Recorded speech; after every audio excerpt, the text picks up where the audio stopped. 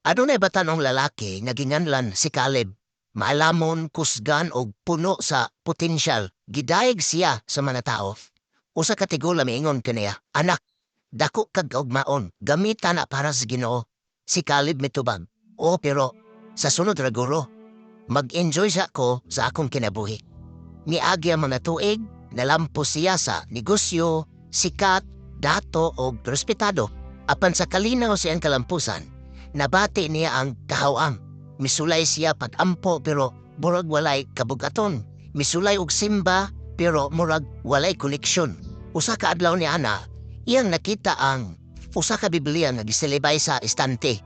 Gitangtang niya ang abog og pagbukas niya, ang unang bersikulo na iyang nabasa kanang Ecclesiastes 12:1. Hinumdume ang imong magbubuhat sa mga adlaw sa imong pagkabatanon.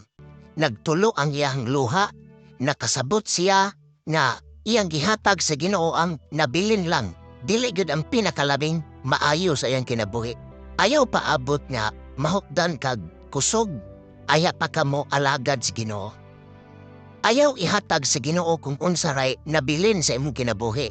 Ihatag ang labing maayo karon, kay moabot gid ang panahon nga imo ning basulan kung mahimo ng ulahi ang tanan.